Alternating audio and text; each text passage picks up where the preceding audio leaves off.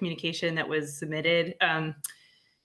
Do we need to do any sort of announcement that this is being recorded? You did that already, right? Are you doing introductions first, or are you jumping into?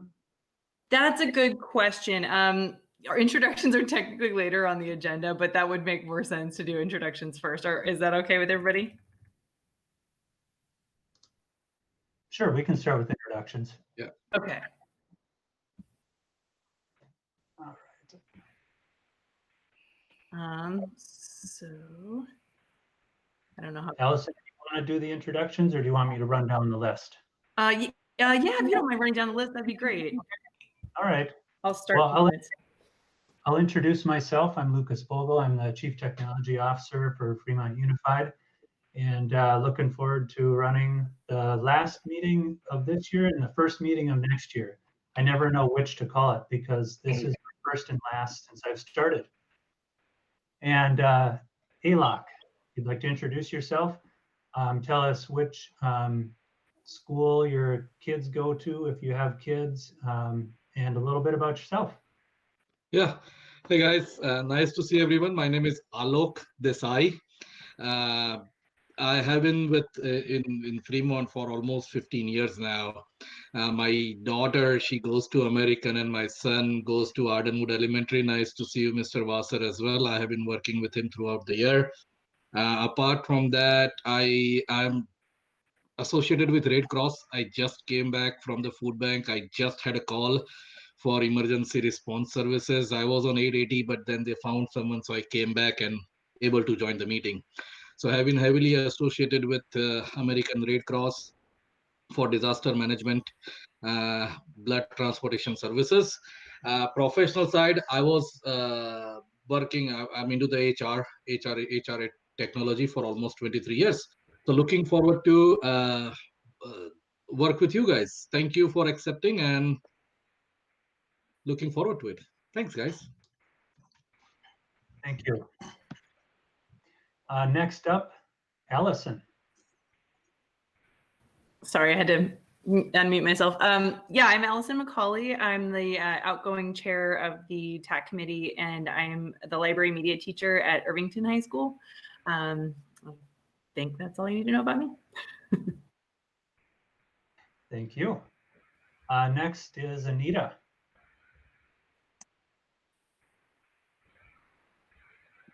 Sorry, I was on mute. I'm glad to be back for the second time with this committee. I've been a Fremont resident for over 15 years, just like Alok, and my kids currently go to Mission San Jose High, and only one kid anymore. The other one graduated and is in college, and yeah, I'm really happy to be here this time again. Thank you. Thank you, Anita. Next is Ann Crosby.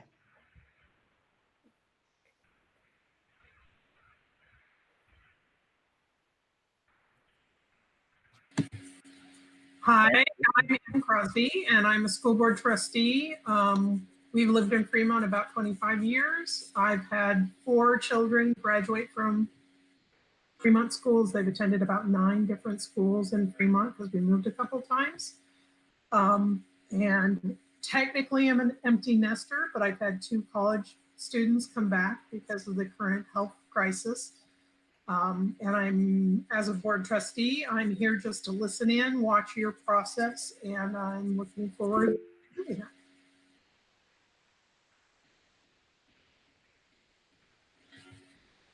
All right, thank you. I did just see a comment about the live stream. It is working for me. I think people have to click on the play button on the screen. Gotcha. From what I've always kept it up just to make sure it's working. Sounds good. Thank you. Yep. This is a knowledgeable community member, so I thought I would just they're a technology teacher, so I was like, thanks. Next on the list is Bart. Good evening. My name's Bart Payne. I work in the superintendent's office normally as the district web designer under the public information office. I have 2 kids in Fremont Unified, a senior actually, a couple days left, and then a freshman at Washington. Thanks. Nice. Dawn, you're up. I'm Dawn Nagaro. I'm an instructional coach in the curriculum and instruction department. Prior to that, I taught English at Hopkins for 12 years, and I think that's far enough back in my history to share. I do have two daughters that both went through Fremont Unified, but they are long, long done. Thank you. Next up is Ellie. Hi, good evening. I'm Ellie Wasser. I'm principal at Ardenwood Elementary School. I'm just about to finish up my second year here at Fremont Unified. I've been a resident of Fremont for approximately 5 years. I also have two children that are in one of the district's dual language immersion programs. And while I work just at Ardenwood, I think it's a good cross-section of what the populations at various schools across the district are experiencing in terms of technology proficiency, working with the staff where we have plenty of early adopters, while we also have some staff members who are growing their skill set. And I consider myself a technophile, but with the amount of technology implementation and program support that's going on with our distance learning program, it's been very humbling over the last couple of weeks. So thank you. Thank you. Next up is Gautam.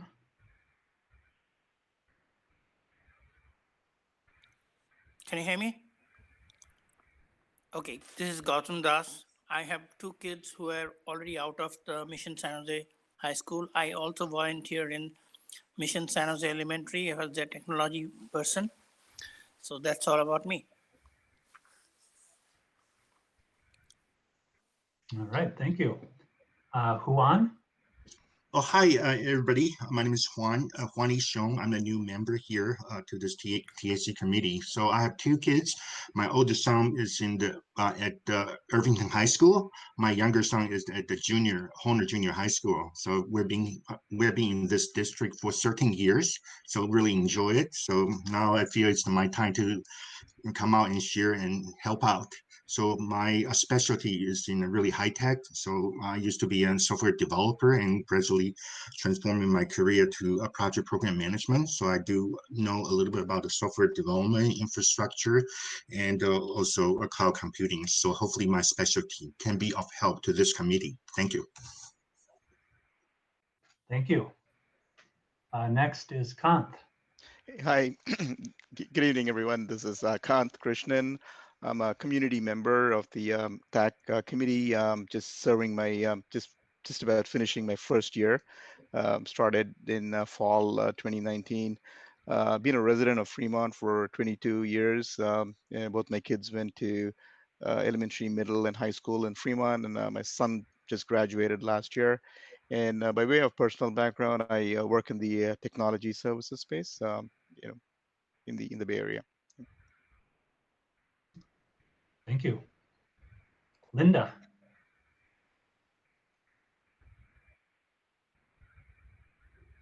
Hi, good evening. My name is Linda Licari. I've been on TAC since 2014.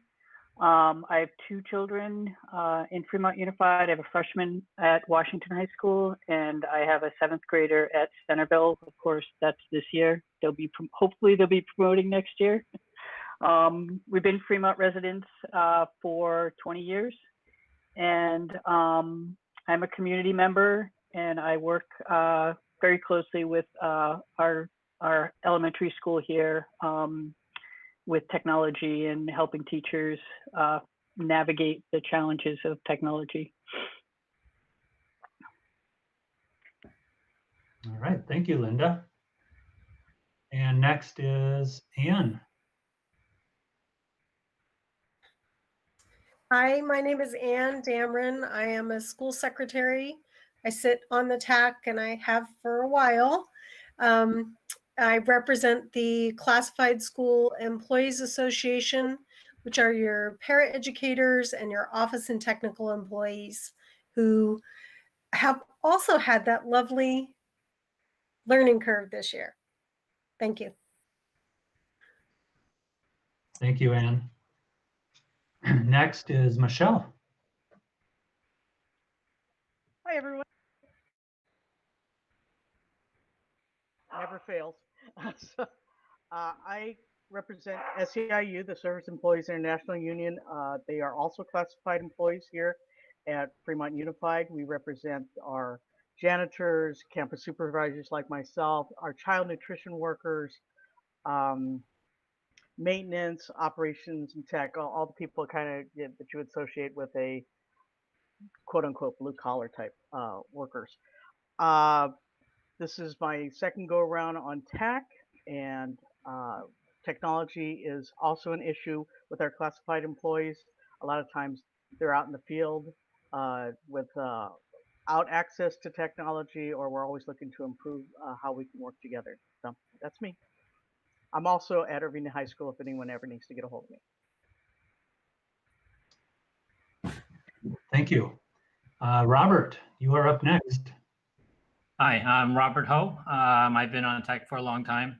My kids have been in various schools, but currently the last one was at Mission.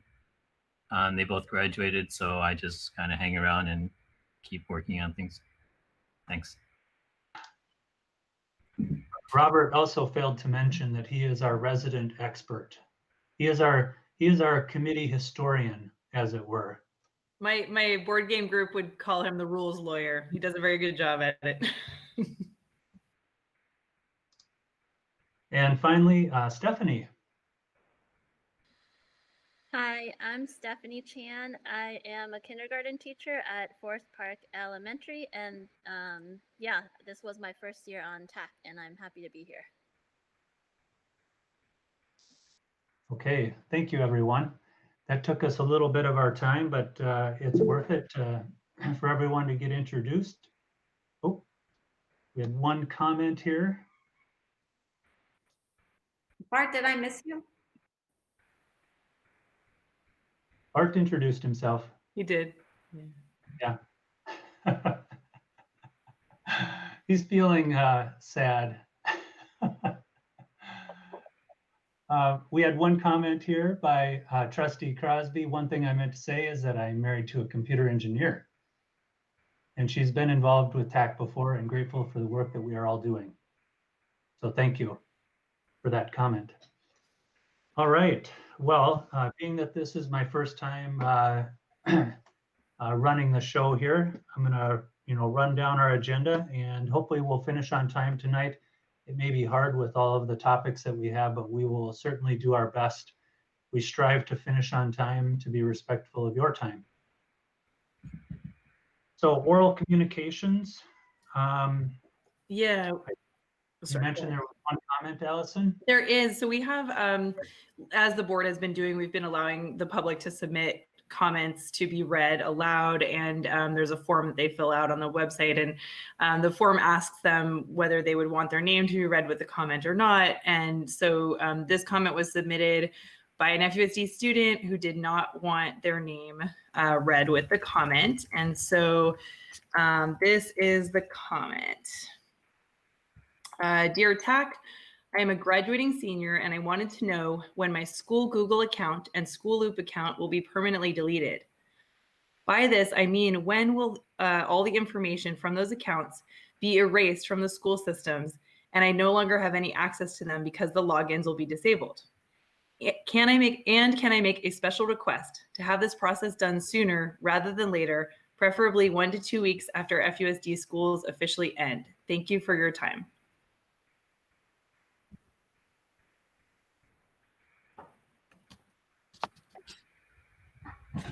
So technically, we'll kind of cover this later on, but anything that we try to abide by something called the Brown Act. For the new members, we'll talk about that a little bit later, but in general, we don't respond to oral communications. Mm-hmm. Yeah, thank you, Robert. That is correct. So for students who would have questions about this, they can reach out to the technology department if they need to directly, or go through their school. For seniors, it's a little bit different. And I did actually write back to the student already and give him the relevant email addresses for the tech department. So Great.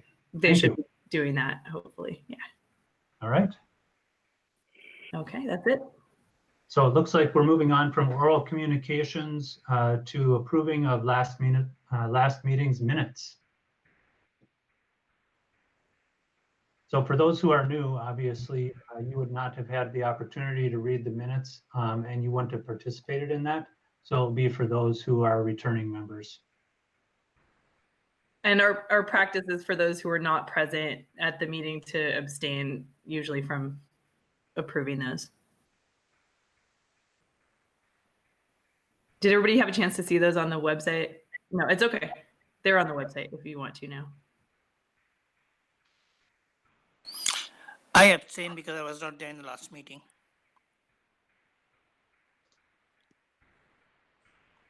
I'll give a minute for folks to look through the minutes.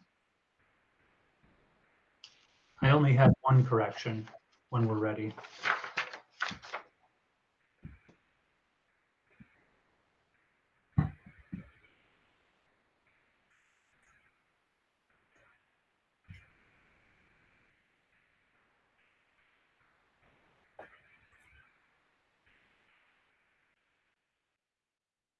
Did they get moved from where they usually are, Bart?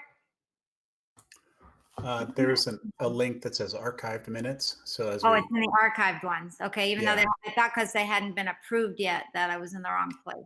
It took me a minute to find them as well, but it looks nice, Bart. Once I finally found them, it looks good. they're still under draft, but Oh, because okay. we're on the start of our first meeting, they technically went to last year. And for new folks, the TAC has a website as part of the district website. And I'll go ahead and paste the URL of it in the chat, but you can find all of our agendas and minutes and everything on there. There's a comment form for the public to submit things to us and all kinds of stuff on there. So I will put that in the chat if you want to copy it. While people are checking on that, Lucas, I just wanted to thank you. It was an excellent introductory email that included lots of information so that our new members could have a chance, and for those of us who've been around to review things a little. So thank you. Glad to do it. You're welcome.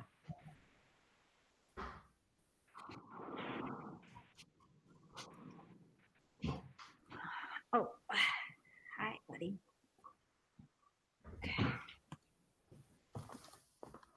We'll give one more minute for the minutes.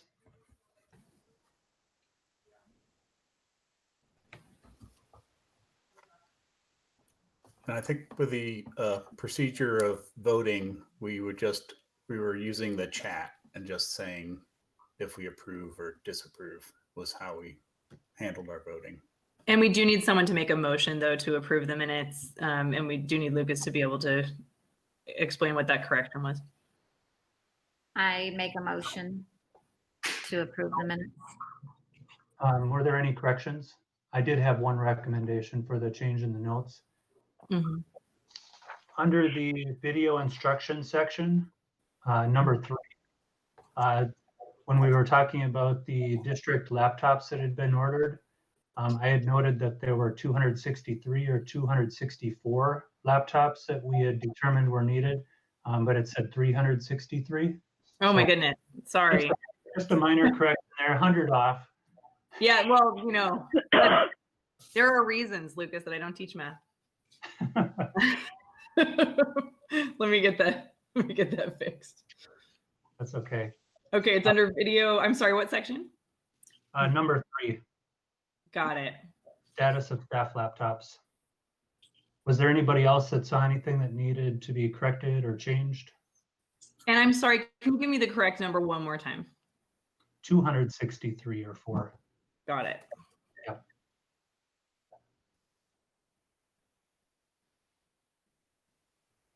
No, further down, Allison. Mm-hmm. Allison on the next line. Sorry, further down? Yeah, it's on the next line. You changed. Yeah. I fixed it. Go down one more line where it says 363. Oh, got it. Thank you. Yep. Just change that first 3 to a 2. Maybe it was a subconscious desire for more laptops. As I should have mentioned, I'm also the FUDTA rep on this committee. Maybe I just felt like we needed more. Sorry, Lucas, I got it. That's a pretty big error. Okay, so I made a motion. We need a second, right? We do. Like Kant seconded. Okay, excellent. So all those in favor, you can vote in the chat.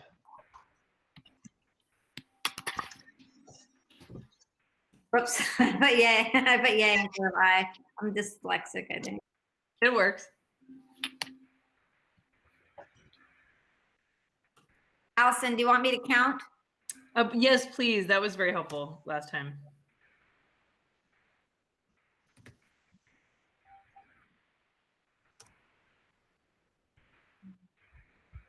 Nine, 10. It looks like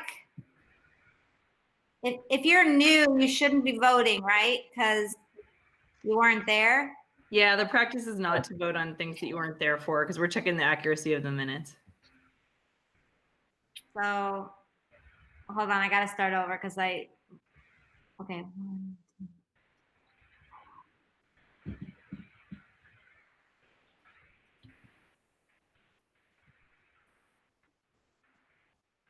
We have 10 ayes.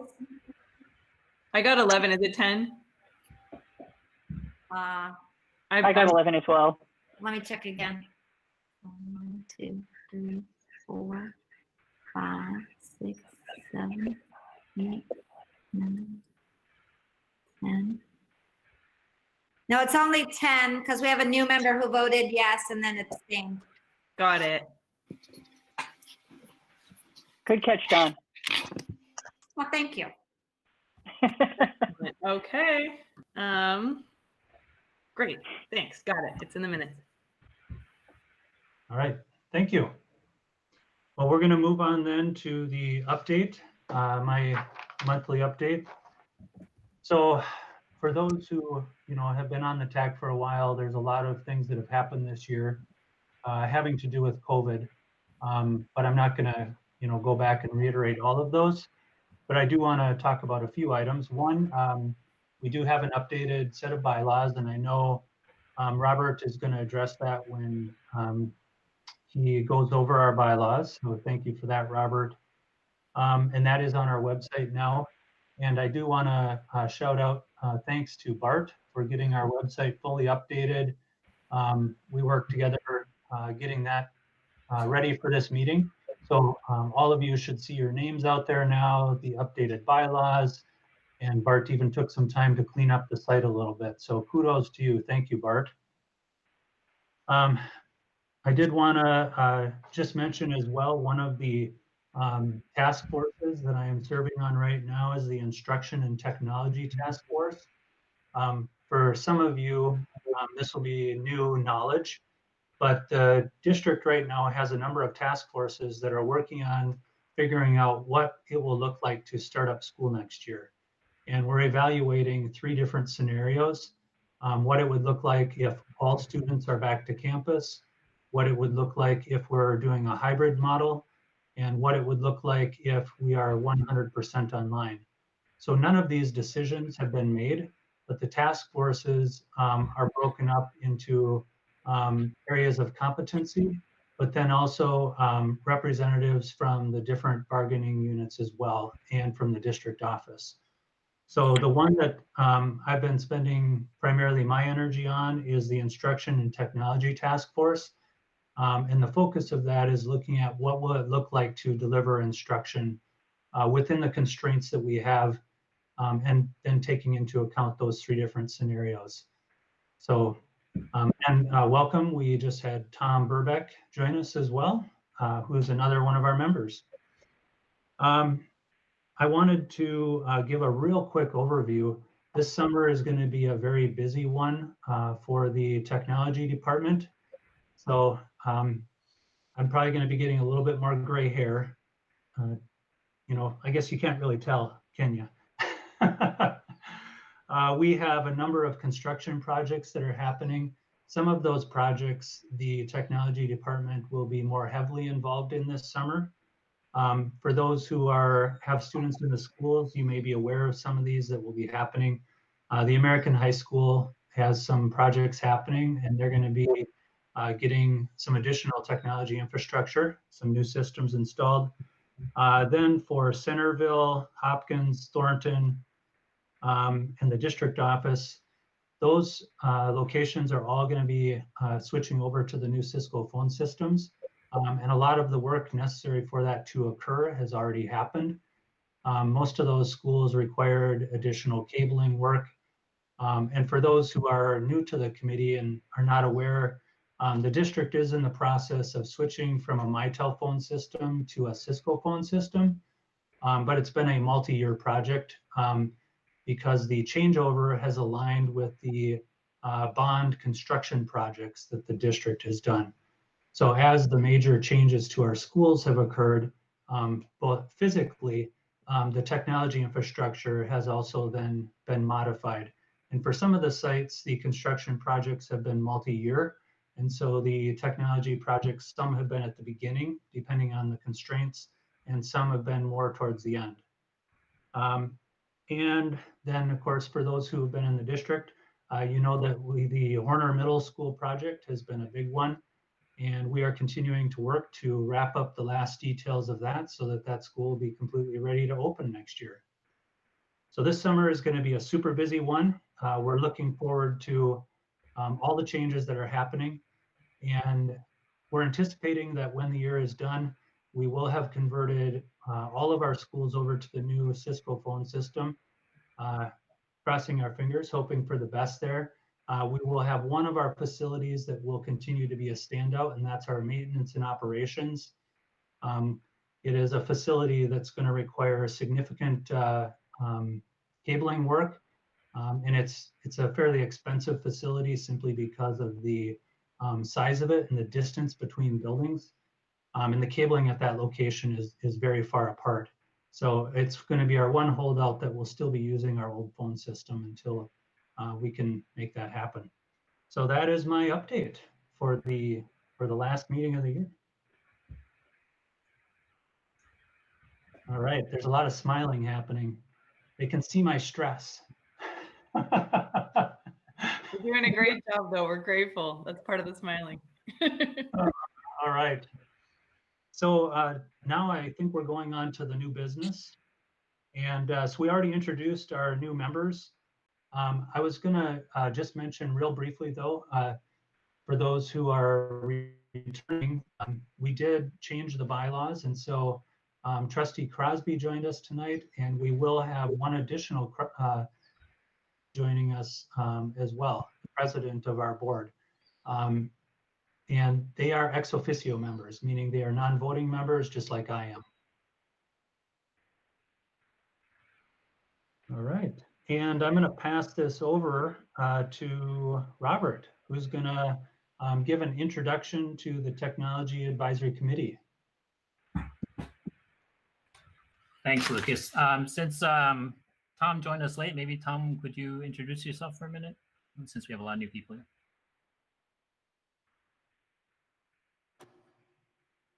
Hello, my name is Tom Burbeck.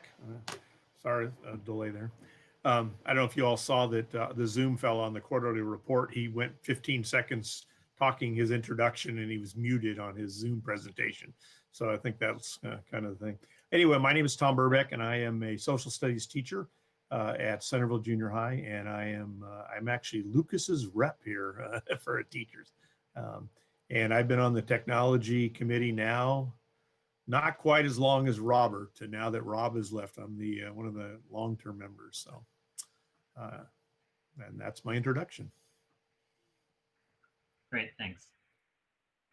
So as an introduction to TAC, we are basically a committee. We're a board-appointed committee and the board has a lot of committees. And so we address technology issues. A lot of the work that we do is directed by the board and the CTO, Lucas. The other half of it is that we also, because all of us are involved in one way or another with our schools, we encourage everyone to bring issues from your school. Rob Rybenshu, who just retired, would often bring stories from American and say, hey, we got a problem with this, or how do we address this? So, and in fact, one of the reasons originally that we started this committee is because there was no real place for people to go to if they had technology issues.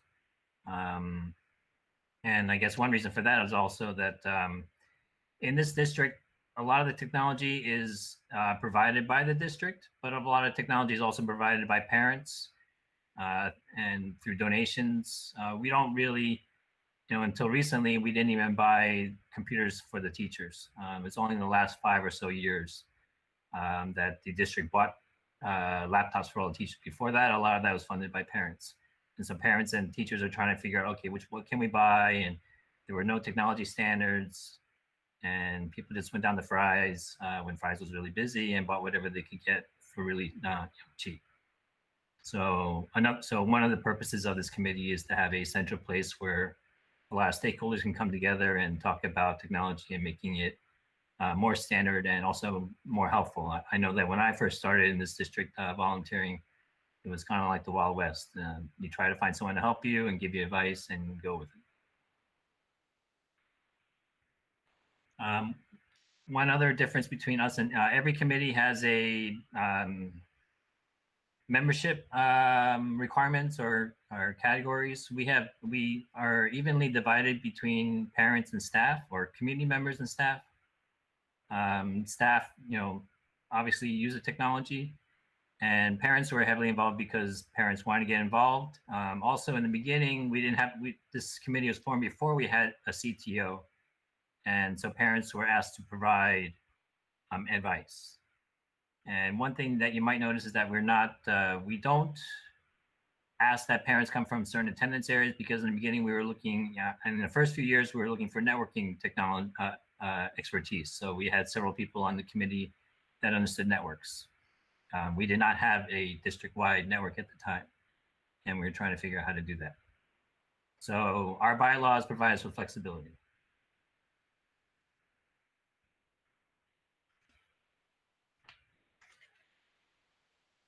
On the membership page, you'll find out the different categories. We have 4 bargaining units in the district, so each one has a representative here.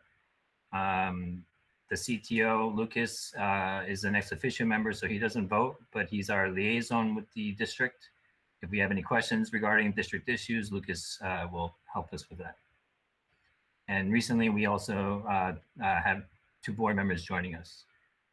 So they're also non-voting members. The term, we ask everyone to commit 2 years when you join the committee. You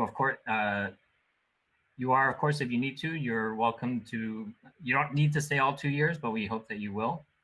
But if you can't, then we ask you to resign. And the reason for that is because we have a quorum. We cannot conduct any official business unless we have enough people at the meeting. Usually this becomes an issue somewhere around March or April. We may have a meeting where not enough people show up, and then we cannot have official business. So it's really important that you can make these meetings. And if you cannot make these meetings, then we ask that you let us know. Either let the chair know or let the group know, so that if enough people cannot make the meeting, then we can cancel the meeting ahead of time and save people's times. So it's really important that you either make the meeting or let us know that you cannot. And we'll talk about meeting dates later so that you know ahead of time when we plan to meet.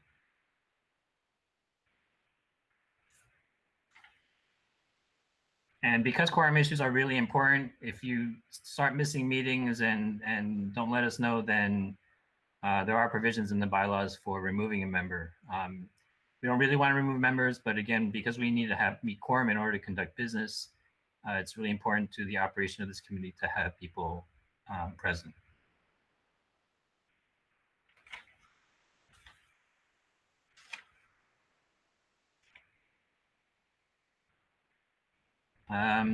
So also on occasion, and I think we'll be talking about this later today, sometimes we have subcommittees.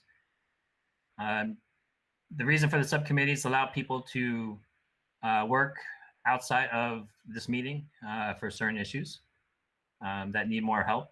And so we encourage you to join a subcommittee. I tend to find that they do really good work because they're really focused on something that's important that needs to get done.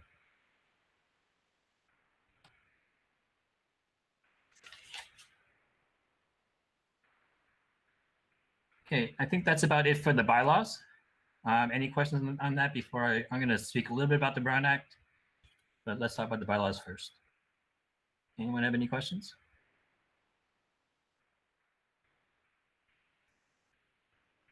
Okay, regarding the bylaw, the Brown Act, we are not an elected body, so by law we do not have to follow the Brown Act, but the board does follow the Brown Act, and they've asked us as a committee, a board-appointed committee, to also follow the Brown Act. And the Brown Act is designed to provide transparency to what the district does. So the essence of the Brown Act is that everything we discuss is discussed publicly, and all decisions that we make are discussed publicly. And that's the reason for the Brown Act. And so what that really means is that we cannot have, in order to have discussions publicly, then that means that basically that's why we need quorum. In order to make a decision, we have to have a majority vote in order to make an official decision. And in the old days, I guess previous to the Brown Act, sometimes people would talk privately and form a majority decision before they had the meeting so that everyone knew how to vote. And so then they could force a vote in whatever direction they want to. To avoid that, we ask that everyone not discuss an issue outside of this meeting, in a group that's in a large group. So for example, when we form the subcommittee, we will have less than half the people join that subcommittee, so that whatever that subcommittee decides cannot become the official decision of the group because there are less than half the people on that subcommittee. This is also relevant in that sometimes we send email to the group. We do not want, it's okay to share information. If you see a news article, to share that information, but we ask that you not make comments or express an opinion in your email to the group, because that means that something is that the group is technically having a discussion outside the meeting. So if you want to discuss something via email, then we ask that you discuss it with, a small number of people if needed. One corollary to that is that if you discuss something with person A and that person A discuss something with person B, and you have a chain reaction where a majority of people end up having the discussion, that technically is not allowed or not permitted under the Brown Act. So please be careful when you have discussions outside this meeting. Since we are not legally bound by the Brown Act, we're not breaking a law, but we try to abide by it when we can. Okay, any questions about the Brown Act? I just wanted to add, if I may, Robert, that in the time of coronavirus, the governor did make a couple of modifications to the Brown Act to allow for things like virtual meetings, and that's what we're operating on now. So if anybody's out there listening to you and Googling it and going, wait, this isn't exactly what we're doing, it's the revised governor's version that we're following at the moment. Yes, so actually, I guess in essence, we've suspended the Brown Act until this coronavirus is over with. Thanks. Hey, Robert, this is Anita. Can I ask a quick question just to follow on? I've heard you talk about this, but just in regard to the question that Allison was reading from the website, and you mentioned that, we're not supposed to address that. So can you just give some context on why we may or may not be able to address that question that Allison was referring to? Thanks. So as part of open communication, we really shouldn't have say we have in this meeting, someone says, hey, we should do this. And then we talk about and decide it. Well, we're deciding in a public meeting, but part of that need for discussing in public meeting is to give public notice. So we post our agendas on the district website, in a public website that is accessible by everyone 3 to 5 days ahead of time. So if someone wants to know, hey, I want to know what's going on, they can see the agenda and know, whether they want to come to our meeting or not. So everything that we discuss in the meeting, especially and most importantly, anything that we vote on in the meeting needs to be on the agenda so that people get noticed and can come to the meeting if desired. So we can't just decide, today what we'll talk about. Everything needs to be decided ahead of time. Thank you. And so that means that if we want to have that issue discussed, we should put it on the next month's agenda, correct? Yes. Yes. Thank you. Great. Thank you. Wow, you can give this next time. No, I was just clarifying because I think it's an important one and it's an important question and I didn't want to lose track of that. Right. Oh, yeah. that's very good. And it'll help us, everyone else, understand why we do things the way we do. We can't make except, I mean, if it's something that's urgent, we'll work, we will find, we'll see what we can do about it. But we try to abide by the Brown Act as much as possible. I wanted to add to that it's also really important. We're going to have a new secretary and a new chair today, and there are some rules in the Brown Act and in the bylaws about how much notice we have to give the public. So in terms of like sending out the agenda and posting the minutes and all those kind of things, there's some rules about when you have to do that. So whoever takes on those positions is going to be taking on the responsibility of making sure that those requests get out there. One of the things that I've tried to really emphasize this year is sending out an email to you guys asking if you wanted to put stuff on the agenda so that it's not just me making the agenda. So I'm hoping we can continue doing that. Yes, and we really encourage it. That's why we have such a big group, because we need all the feelers out there, and please bring any feedback that you get.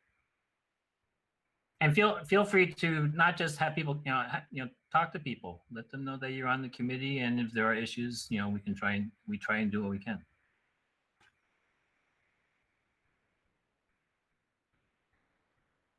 Anyone else? Hi, Robert. This is Juan. I have a quick question about the Brown Act's implementation on some of the technology problem. So say, for example, if a technology issue is so complicated, it's not possible to make a reasonable decision within a one and a half hour meeting. So what we do, based on what you share with us, we're not supposed to have some significant discussion outside of this session. So what is the right approach for us to tackle that kind of complicated technology issue? So there are two sides of that. If you need outside expertise, then you can always do that, right? I mean, you cannot have discussions. So we have 16 people on the committee. If 9 people decide on something outside the meeting together, then that's a violation of the Brown Act. So as long as, if you have 8 people talk, then that will work. And that's why we have subcommittees. Subcommittees will be talking about the student policy, student use policy for technology. If it's something complicated, and we've been on that for quite a while, so they can work outside the committee and prepare the groundwork, and you try and figure things out as much as possible. But yeah, I mean, it may take time, and we don't honestly for complicated things, we don't decide things in one meeting. If it is too complicated. For the student use, I think we had 3 meetings on that. And so those meetings are scheduled for, if you need something done by December, you start in September and you work with 3 meetings so you can arrive at a decision by December. Not everything needs to be done in one day. Thanks for the clarification.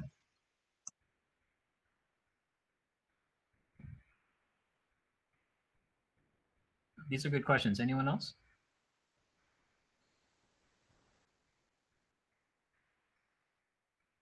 Okay, Lucas, I hand it back to you.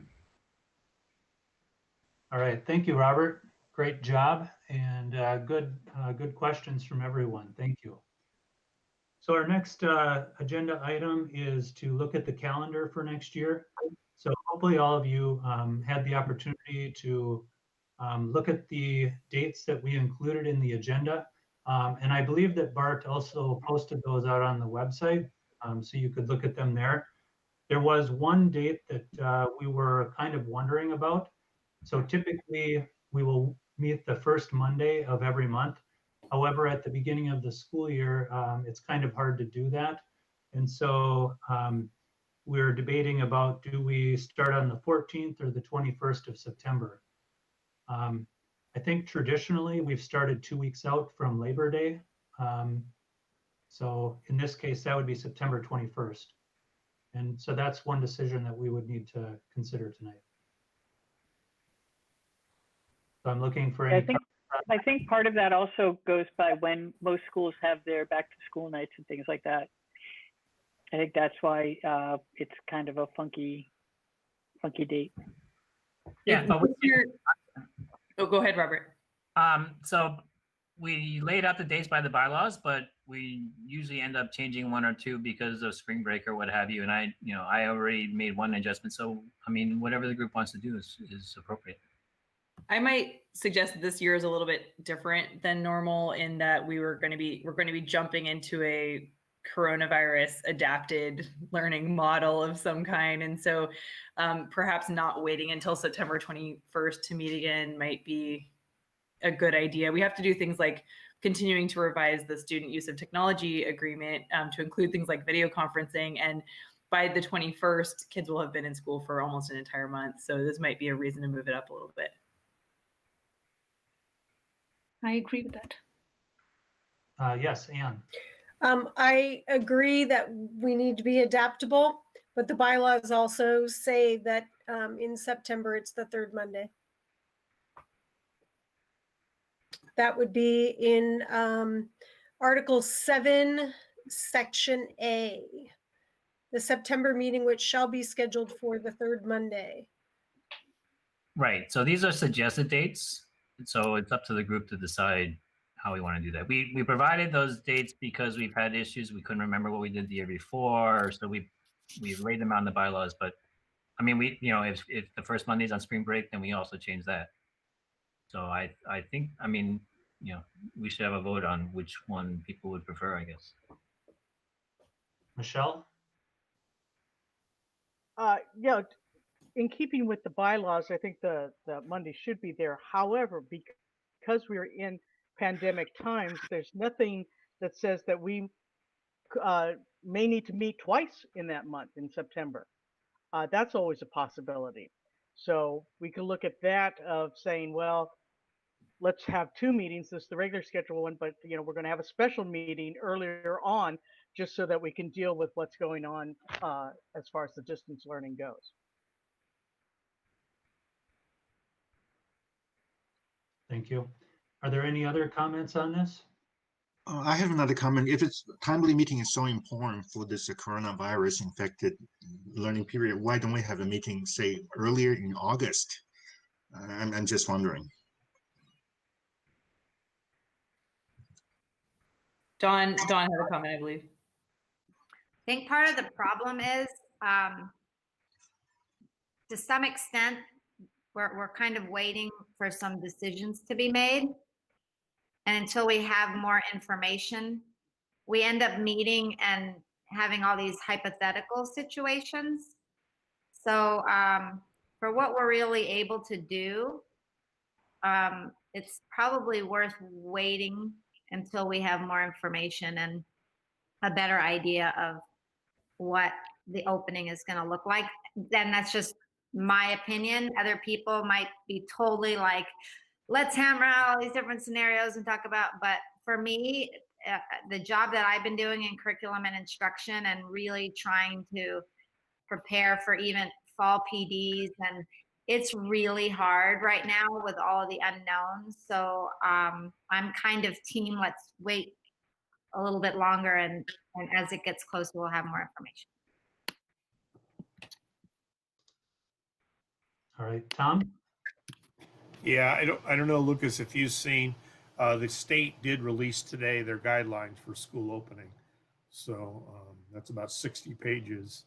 So that might, I've only gotten to the first, but that will obviously affect how we go. I will say this, that I can't imagine that we don't do some form of hybrid learning, which will obviously put the onus on more gray hairs there, Lucas.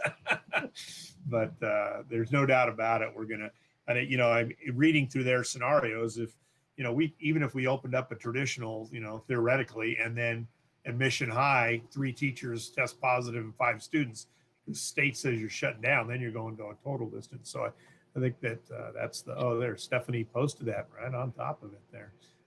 Anyway, so I think that's, but I think that, yeah, I mean, TAC meeting, my feeling is we're more long-term versus immediate response kind of thing. All right. I think we would have time for one more comment, but otherwise, to get us, keep us on track tonight, I do want to, take a vote. So Anne, looks like you're the last to speak.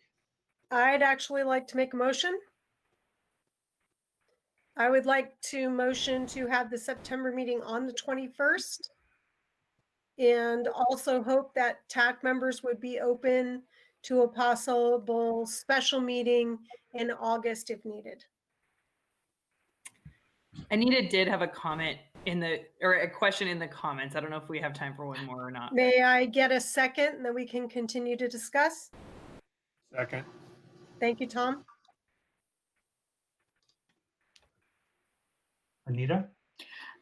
Real quick, I just wanted to follow up on something you said, Lucas, that there were 3 decisions to be made with regard to the next school year. And Allison was talking about this being an unusual situation when we may need to go into a hybrid model. So that said, would August, first question is the timeline still the same? We're not talking about an accelerated timeline where the timeline gets moved, correct? To sometime earlier than September for school starting, correct? If that's not the case, then I agree with Allison's comment that maybe we need to have a time earlier on to figure out, what that hybrid model may look like, and at least a plan for what some of the technology-related issues to discuss needs to be. I will just add that there are task forces that are looking at the 3 different models, but they are not necessarily making the decision about which, if school is going to start early, or if school is going to be 100% online, if it's going to be a hybrid model, or if it all will be in person. So there are task forces that are looking at what it would look like for each of those scenarios, but we have not necessarily got a path forward on that. So we did have a motion that was seconded. Does anybody want to respond to that? Can I just ask who seconded it? I missed that for the minutes. I did. Thomas. I'm sorry, can we do names? I can't see all of you on the same screen. It's Tom Burbeck. Got it. Thanks, Tom.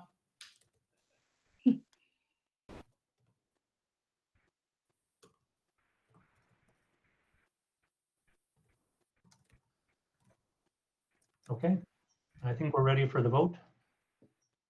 So those in favor of, if I remember this correctly, it was that we are going to do September 21st with the option to call a special session where we would meet sooner.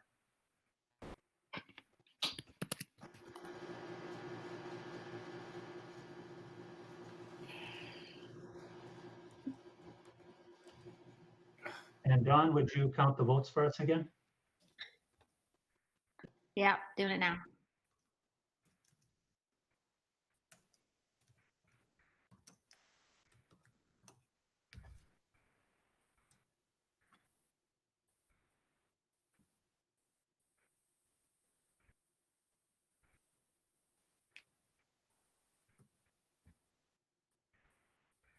We have 15 yeses, 0 no's, and 0 abstention.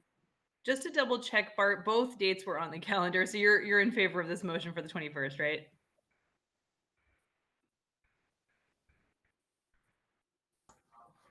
The 21st is currently on the calendar, the district calendar. I will On the check. website. Okay, I got you. I'm talking about our agenda. Okay. Okay.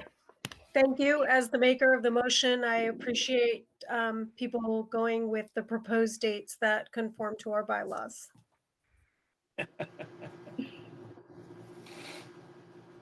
All right, thank you, Anne. And thank you, everyone. The next agenda item is electing our new officers. And in the email that I sent out to the group, which I presume everybody got, I did note in there that if you're new, certainly don't feel any pressure to run for an office, but you know, if you are comfortable with that, certainly feel free to put your name forward.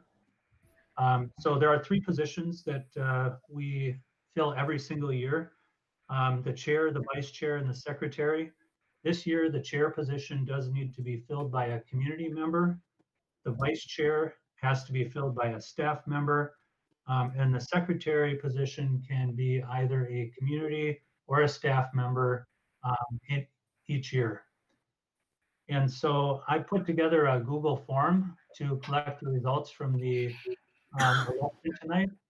But I think the first question is, do we have anyone who is interested in running for the chair position, vice chair, or secretary positions? Can I just add that the bylaws state that the chair needs to be elected first, so we might want to try to address these one at a time. It's a weird provision, but it's in there. Okay, thank you. And I should note that there is precedence for someone becoming chair on their first day on the committee. Jeff Downing did this a couple of years ago.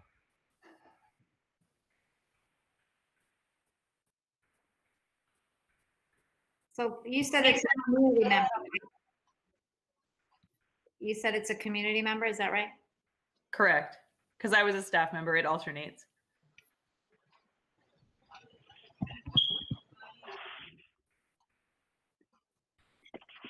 We need a chair. Are there any community members of non-FUSU staff who might be interested?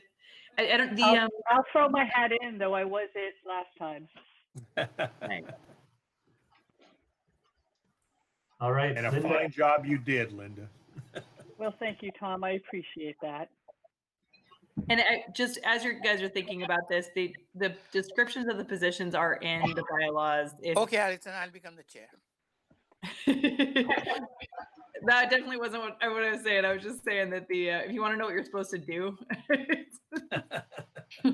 it's in the bylaws. All right, so Linda has volunteered for the chair position. Is there anybody else? If not, this year. Gautam, were you kidding or running? I couldn't tell. No. I said no. But Gautam, were you kidding or running? No. Okay. No, the thing is, if Linda is taking it, let Linda have it. Thanks, Gautam. So for the position, if it's uncontested, can we simply do a voice vote on this, or do we have to go through and do a formal vote? That sounds fine. We did a voice vote in person last year, like a hand vote, I guess. All right. So all those in favor, go ahead and just say aye. Aye. Aye. Aye. Any opposed? Aye. All right, with no one opposed, Linda, you will be our new chair. Congratulations. Yay. Way to go. Way to go, Linda. Awesome. Way to step up. Thanks, guys. All right, the next position is the vice chair, and this does have to be a staff member.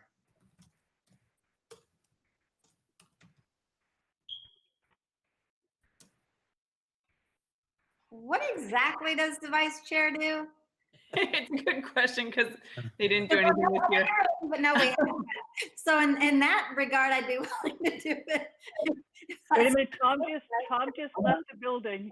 They are supposed to take over for the chair in the event that the chair is unable to attend or do any of the chair's duties. And like this year, that never happened because I did all the things I was supposed to do, but it could theoretically happen. I'll volunteer if no one wants to do it. Because I know Linda will be there. Because I have faith in Linda. All right, we have Dawn Nagaro, who is, looks like she's got a hard campaign going here. Do we have anybody opposing her? I think I heard Tom say he wants to. He did get away from his camera. I'm just messing with you, Tom. Right. Well, all right, Dawn. Looks like you are unopposed. So Awesome. we'll do a voice vote. All those in favor of Don serving as the vice chair, please say aye. Aye. Aye. Aye. Aye. Any opposed? Okay. All right, Don, welcome aboard as our new vice chair. And you probably won't have to do any work except for all the things that I assigned to you. Yeah, as needed. Sneak that in there after the vote. I tell you, I changed my email. All right, I'm glad we're laughing a little bit tonight. I think we need to do that. And our last position then is for secretary, and this is open to community member or staff member. And I should have probably been reading the descriptions of the positions. The secretary. Yeah, Lucas, I was going to ask if you would read that one because I kept having to, I did like half of that job this year, so they should know what the job is supposed to be. Yep. Yeah. This position is particularly important because when you are at the meeting, and hopefully that's every meeting, it is your responsibility to be the official record keeper. And so you'll be taking notes, not a transcript of word by word that is said, but a summary of the topics that are talked about. You'll also record the votes so that we have a record for that. And obviously the following month, those notes will go to the group for approval, and then it will be posted as public record. So the secretary shall also be responsible for duties that may be assigned by the chair, as well as those normally ascribed in Robert's rules and the Brown Act. So those are the responsibilities. Do we have any volunteers who want to run for this position? In terms of Brown Act compliance and posting of agendas, is that just a process of getting it to Bart, or is there any separate responsibility for hosting it somewhere? Getting a no and a thumbs up. There, in this case, that usually there's a tradition, and Robert H might back me up on this. This is the way my job was explained to me at the end of last year. That the chair needs to communicate with the CTO about what kind of tech topics maybe should be brought up in the meeting, and construct an agenda. Hopefully by also reaching out to the group and saying, "Hey, anybody have anything to put on the agenda?" And that's kind of how that agenda gets generated. It would then be given to the secretary, and then it needs to be sent to Bart. Yeah. I'll be happy to throw my name in for that. All right, thank you, Ellie. I don't see a lot of competition here. This is your last opportunity. Going, gone. All right. Oh, Ellie, hold on. Ellie. There's still plenty of got time for people to say no, so it's not done yet. All right. We still have to vote here. Jump the gun with my enthusiasm. All those in favor say aye. Aye. Aye. All those opposed? Welcome aboard, Ellie, as our newest secretary. Yes. All right. Yeah, 2 words for you. Not only are you on the committee, you're also an officer. Be sure to add that to your LinkedIn. Doing that right now, multitasking. Oh. I do have to say, I feel bad. I didn't get to email you my Google form where you could all do it was pretty simple and straightforward, but I'll save it for next year. All right. The next agenda item then is forming the working group for the board policy work. So for those who are new, this last school year, the Technology Advisory Committee has been working on 2 board policies to update some policies that are fairly old. The student use of technology policy and the employee use of technology. And there was a lot of work that went into that. The intention was to bring it to the school board this year, but there was a lot of topics that continued to probably make it a little bit lower priority. And so with the changes that we know we're going to have to make this coming year, and even some of the changes that we've implemented in doing distance learning, the committee determined that it probably would make sense to review those changes rather than trying to push the changes through to the board this spring or early summer. So this coming fall, we're looking for a subcommittee that will work on this.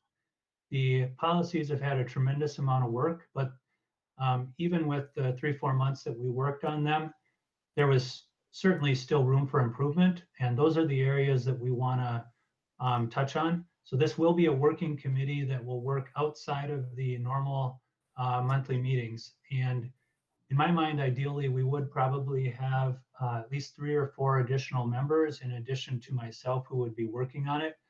Some of the responsibilities might be actually doing research on certain law that would be relevant for a particular policy. The other common practice that school districts will follow is they will look at other school districts to see what they've done. But I think most importantly, and it's been referenced, there are some things that as a district we've had to do that have been outside of our policy of what we would normally practice, simply because of the COVID crisis. We've had to implement things that normally we would have a much more structured approach to implementation, whether it be video conferencing or other tools that teachers might be using. So we want to make sure that for our student use of technology and our employee use of technology policies, that we try and address that, even possibly circumstances where we have to do emergency implementations. So I would definitely be interested in having a combination of community members and staff members who might be interested in being on that committee. And it looks like we have some folks raising their hands here. Yep, I would volunteer. I will volunteer. Alok. Yeah, all right. Because I volunteered the last one, we just never quite got together. So. Yeah, that was more of a virtual collaboration. Yeah, right. And we should, I don't know if we recorded names last time, but we should record the names in the minutes on who's on the committee. Yeah, I'm working on it. So we do need to get that in here. So Tom, I got, and I'm volunteering as well. Alok. You can count me in too. I gave my name last year, but didn't get anything. Okay, so I've got myself and Tom and Alok and Gautam. Who am I missing? Lucas, you don't have a choice. Bart. Bart? I can't see everybody, so definitely please speak up. I think that was it. I'll volunteer too. Stephanie? Yeah. Didn't you say there's a maximum on a subgroup or something like that? Robert? Yeah, just we can't form quorum, so I think 8 are actually, do we have full committee membership? Do we have 16 members? I think we do. We do. Yeah, so 8. So how many volunteers did you have, Allison? I have 6 written down at the moment. Can you read back the 6 you have? I was thinking about that. Yeah, Alok, am I saying your name correctly? Alok? Yeah, Alok, you're good. Alok, okay, thank you. So Tom, Alok, Gautam, Allison, Bart, and Stephanie.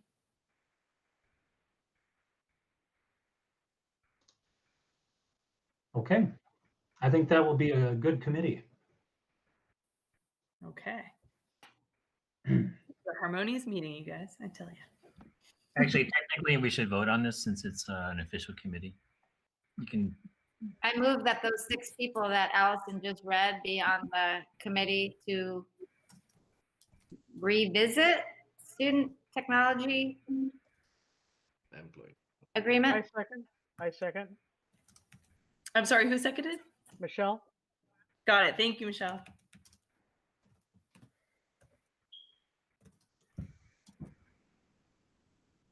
Okay, so all those in, let's do a comment vote again. It's easier to count. All those in favor? Aye. And against and abstentions.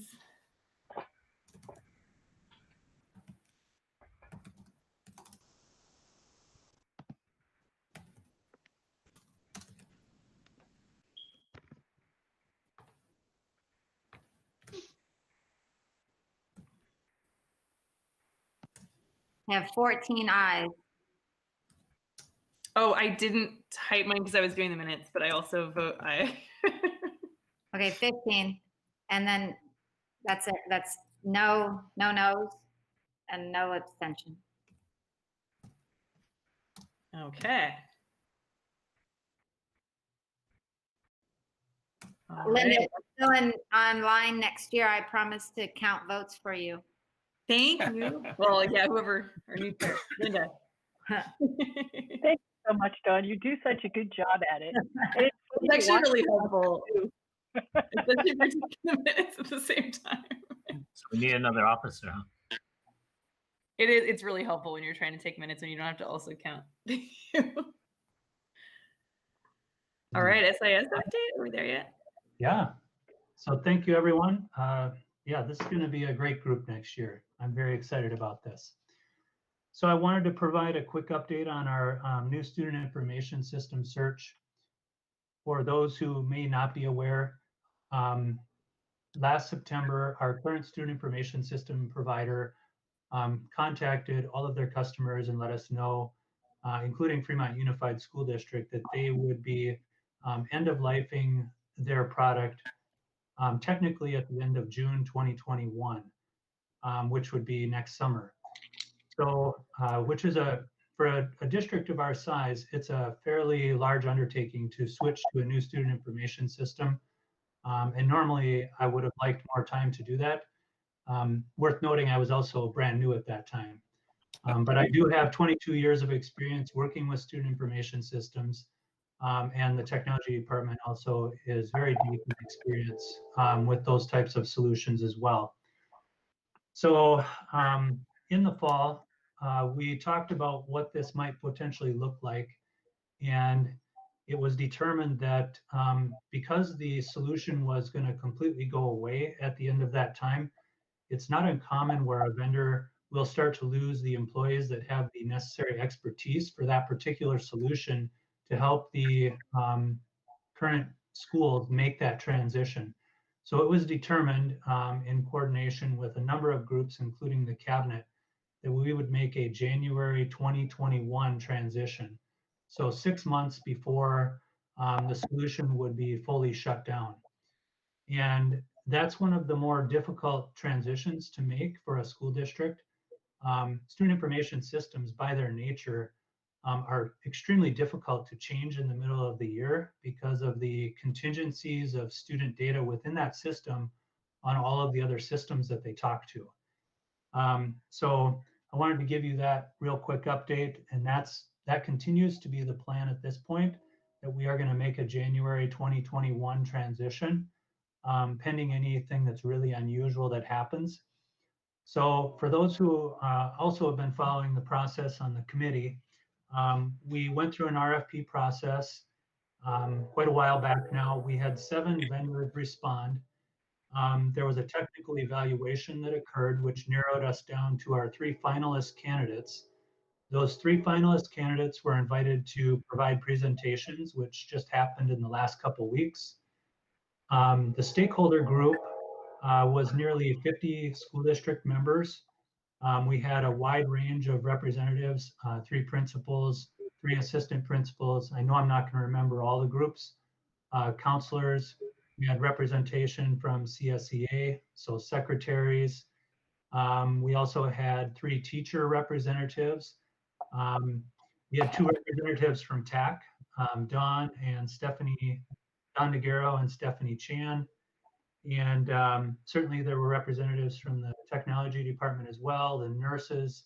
So we had a wide range of experience, and then also including district office directors as well, and some of their data folks. And so we finished that up. We are currently in the process of doing a final few presentations, particularly around the health area of the system. And then we will be compiling all of the feedback that we received from the stakeholders. Feedback was gathered through a Google form where the areas of the student information system that was presented was gathered using a Likert scale model, so 1 to 5 for those particular areas. And then we also gathered qualitative data Each person who sat through the presentation was able to provide general feedback in a long form text box, and then also feedback for their specific area of expertise. So we will be looking at the evaluation in the context of not just the RFP response, but also the feedback that we've received from the stakeholders. Currently, and this is something that could potentially change depending upon the board meeting on June 24th. Currently, if we're able to pull together the data and we feel like we have sufficient information, the intention is to bring this to the school board, at least for an initial look and possibly for an approval in June 24th. However, if that doesn't happen for a variety of reasons, we know that there's a lot happening at the school board each time there's a meeting, then we would push it out to July. The other possibility is that we might find that we have a tie, so to speak, with our vendors, and we need to go back and get additional information. I think the good news is that the 3 vendors that did the final presentations were all very strong, but ultimately we're going to be looking for the group that really went above and beyond and did the best job for our district and for our needs. And that's the thing to keep in mind as we look at systems, and it doesn't matter if it's a student information system or not. Every single district has different needs, and so we're trying to evaluate it within the context of our needs. So that's the update for the student information system. Lucas, there was a question in the chat. Yeah. Let's see. Was there anyone from SEIU at the stakeholder evaluation? I don't remember off the top of my head about SEIU. I do apologize, Michelle. I don't remember specifically for SEIU. I have to add to this that Lucas did work exceptionally hard to make sure there were representatives from all the different unions. Like I know he had to go back to FUDTA a whole bunch of times to get people from all these different groups. So I really appreciated that as a employee union representative that you tried so hard. Yeah, it is a difficult task to get a really good stakeholder group. From my experience, and I will share that part of my career, I did actually work for an organization that was similar to what would be considered a county office of education. And part of my job there was actually presenting for student information systems. So I've been through this process many, many times, and the stakeholder group that we had truly asked all of the right questions. Because of the timing of things, the vendors that we were working with had a tall order to present a very comprehensive solution in a very short period of time. Normally, I would have loved to have had a couple days for each of our vendors, but we just didn't have that amount of time. So I feel like our vendors did a really good job within the constraints that we had. And I think I'll certainly open it up if Dawn or Stephanie on the committee here would like to share what their experience was as well.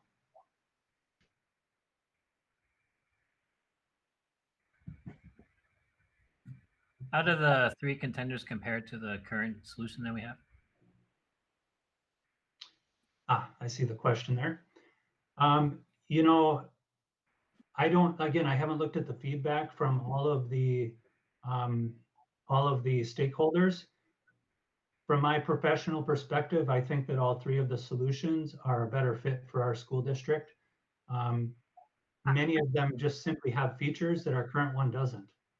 And what I would say, just to be super brief because we're running out of time, is I honestly think that from a user perspective, any of the 3 would be fine. I think that you could easily pick and choose certain things. I know that there were some concerns for specific groups in terms of things like reporting, and there were some things on the tech side but I think for teacher users, I think any of them would work. And they're the format does look a lot like Illuminate. You're very, as far as looking at student profiles and things like that, and for teachers, the starting point is really going to be attendance. So I'll just say that. And Stephanie wants to add anything. I would say also that I definitely think that the 3 vendors were way better than what we have now in Illuminate. There were definitely a lot more features that I really liked. As a teacher, especially, I definitely did have a favorite in terms of like UI experience, just the way that it looked. And I also really liked that there was one vendor that allowed for like the student and family could record the correct pronunciation of their name, and it would be available. So I think, especially in our community, I think it's really important. So that one was my favorite, like not just because of that, but it was a big part.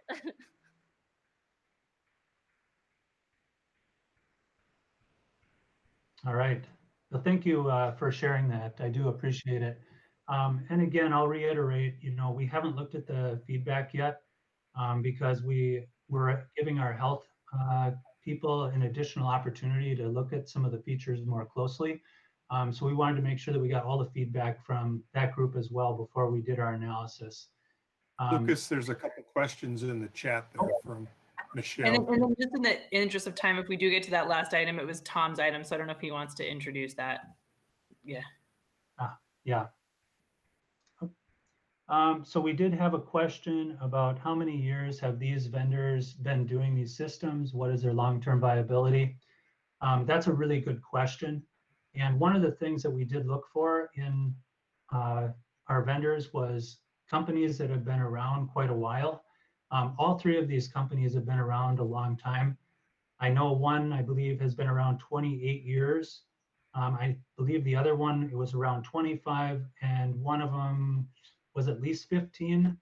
I don't recall for sure off the top of my head the one of them. So, but they've all been around. We were looking for a mature product and for a solution that is focused on education rather than other types of solutions. And all of them did show growth, Michelle. Like they showed that their growth over the last several years. And so that was promising as well. Mm-hmm. And the other note I would make is that we did look for solutions that were obviously had could support large school districts. And as it turns out, each of these 3 vendors also had a large number of school districts in the area. And there are benefits to that because as we are hiring staff, we know that we can bring in people who might have worked with a particular system. That is not necessarily how we would ultimately make our decision, but it is something that we think about. If there are districts around here that are using it and those districts are also large and the feedback from people is positive, those are all good things.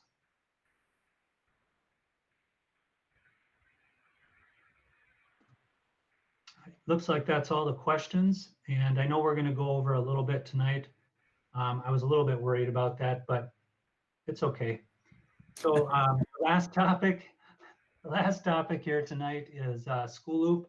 And School Loop, for those who are not aware, is a system that is used right now at our secondary schools for communication. And the topic was brought forward by Tom Burbeck, who works very closely with this solution. In fact, I think you're one of our main support people in the district. Is that right, Tom? Yes. Yeah.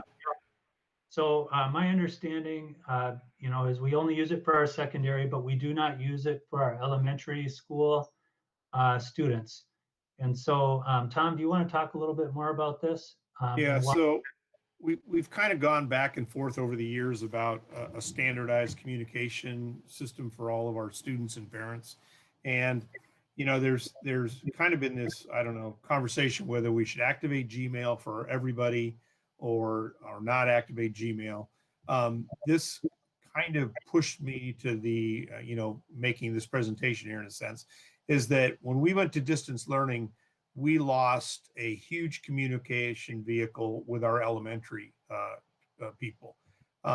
For those of you, as Lucas said, aren't aware of it, School Loop at the secondary is a grading program, a communication program that we use. It's an internal email system in the sense it's a closed system. There's no quote email associated. So when a student and a parent, they each have their own account, when they register in School Loop, they only can loop mail or email other people in our district system. So there's no way people from outside can get into the system. You don't get any junk mail, you don't get any spam, you get nothing. The only emails you get are either from your teachers or from administration, and notices. You can, so in my case, we can send the principal can send an email to all the parents. So the minute something happened, like we had the school closure, Mr. Lewis is the principal. He had the ability to immediately send an email to all of the parents and all the students at Centerville, notifying what was happening. And it wasn't hidden under 30 other Gmails that may have not been counted. Bart, I think, did some research. It's about cost is about $1 a student for the loop mail only. At the elementary currently, Bart has been instrumental. We saved considerable money. All of the websites now are hosted, both the site and the teacher websites are hosted by School Loop. I just think this is a natural transition. It eliminates all the conversations about security, which is a concern not only to parents but the district as well. If we activated the Gmail, we don't have control in that circumstance. That's kind of my position going forward. It would not preclude at some point activating the Gmail at this accounts for all the students, but I think at least initially, it looks like we're going to have, whether it's a distance, hybrid, something next year, this would be a seamless, at least transition into making sure that everybody was on the same system. So that's my 2-second pitch. All right, thank you, Tom. Bart is up next. He had his hand up.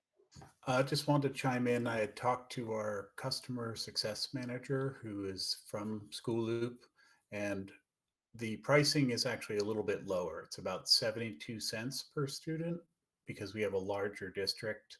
And so the language they use is we would be upgrading to Platinum versus School Loop Plus.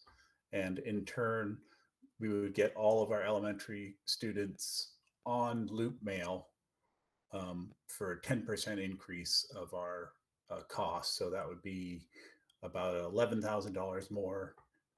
And in turn, 16,000 or so students makes it a little less than $1, or it makes 72 cents or so, just as a current number. Okay, thank you, Bart. That's helpful. And then Dawn, you were next. Just a quick clarification. So are you talking about a solution, like a 1-year solution when we start in the fall, just to have something for elementary? And I asked the question that way because depending on the student information system we get into that has like a grade book and has communication components to it, theoretically, we could end up using that for everyone the following year, right? So I'm just kind of putting the rest of the potential picture together and wondering if that's an option for elementary. But if we're just talking about 1 year, because there was talk of School Loop even going away at one point, and then everything happened with Illuminate, and so anyway. I mean, it's a year-to-year contract, so even if we, because there is a large segment of teachers that would prefer to go to total Gmail system, for email. So that conversation, would need to be addressed as well. So regardless, if we signed up, it would only be a year contract regardless. Yeah, I agree with that. I know we had a couple more hands. I would just make one quick comment that, we'll be switching student information systems in the middle of this coming year. And the decision has been made that we will not move away from School Loop. So the secondary schools that use that for their grade book will continue to use that for their grade book, and certainly for communication. So if we decided that this was the right solution for our elementary school students for communication, that would be available for the entire year for that, but it would not serve as the grade book. I think Ellie, you had your hand up. Yeah, I just a general question. I mean, obviously with school, you get the main thing that you need, which is an insulated system that protects students from communicating with, or people communicating from the outside world. But with Gmail also having the ability to restrict users of different categories from interacting with each other, is there an associated cost for, say, somebody or people within IT to support managing all those user profiles versus just paying for a separate system like Loop Mail? So from the IT perspective, the turn on email addresses for all of our students literally would basically be a flip of a switch. All of our students currently have Google accounts, but they do not have email enabled for them. And so that would be a conversation as well that, if we think that that would be valuable for some or all of our students, I think that's something that the Technology Advisory Committee could certainly explore. And Linda, I think, had her hand up. I did. And I know many of you know already, I am a huge proponent of Gmail. I mean, it's part of the district's package with the FUSD.net domain. And I don't see why we would add a different communication onto our elementary. Why open school at the elementary level? When we already have a vehicle with Gmail and, our protected garden with Gmail. So that's all I want to say, being a Gmail proponent. Can I add to that? I know there's a list. Go ahead. Well, mine kind of diverts a little, so maybe Allison, Alok, and then I saw Dawn's hand, and then I'll go. Thank you. I just wanted to add to that point. As the FUDTA rep, I am hearing a cascade. Tom mentioned it, of requests from teachers who want students to have Gmail with their FUSD account. It causes a lot of issues for us not to have it. To give you a tiny example, we use turnitin.com. It asks them when they sign up for it to put in their email address. Students put their FUSD K-12 account, but then when they try to recover their password, they can't because it's not an email address. And this happens a lot with a lot of our different other products that we use. So teachers really want email, but, and I am a huge proponent of it as well. I would love it if we could do that today. But I've also been on TAC for a little while, and this has been debated for such a long time on and I think it's if we're going to be as slow as we have been in terms of debating the privacy issues, maybe Tom's suggestion of doing School Loop as a stopgap measure makes sense. I do think you need to consider the training that would go behind the School Loop and enabling that. And I'm from my standpoint, I'm thinking about the school year starting and hybrid models and one semester of Illuminate and then switching student information systems and this idea. And I'm Team School Loop. I piloted it back in the day, and I'm a fan of School Loop, but I'm also a fan of kind of streamlining things and making it make more sense. And I can tell you, a lot of teachers got on Google Classroom for distance learning, and there are a lot of functions within Google Classroom and forms and in our G Suite where if there was email attached, the kids would get reminders and the kids would get and the kids could get scores and the kids could. So I think I'm going to stop talking because I know we're over time, but I think there's a lot of discussion that needs to happen. Locke, I think you're up. I'm good now. Allison and Dawn answered it, and then Linda said it, so I'm good now. But just to note it, the question was, if let's say we go with School Loop for elementary, are we planning to have just communication or grading as well? That's the question I had.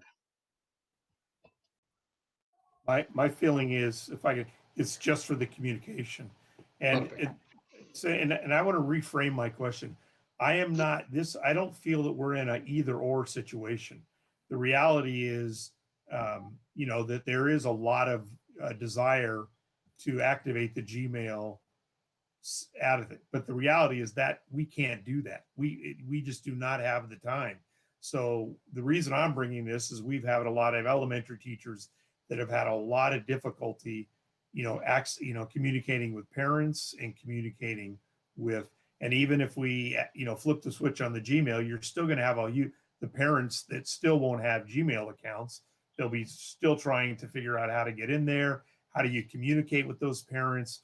Whereas, the school loop has the capability of having both. That will still, if we went with Gmail, assuming the privacy, we were all happy with that, which that is my one outstanding, that privacy. You still have not accessed all the parents at the elementary because they're not in the Gmail system. What I'm really looking for is right now, not a long term, but that when we open up, and I understand the training, there is, but regardless, that's going to happen. But I just don't want to see these elementary school teachers left out trying to communicate on a regular basis starting day one. If we start in distance learning, new students, new parents at all these grade levels, it's going to be it's going to be bad enough just learning. If we activate the school loop now, we can send out that information. We can work with these students, the parents, and we'll have the time. But I'm not proposing long-term decision. It's not either or to me. I'm looking at basically, what are we looking at here?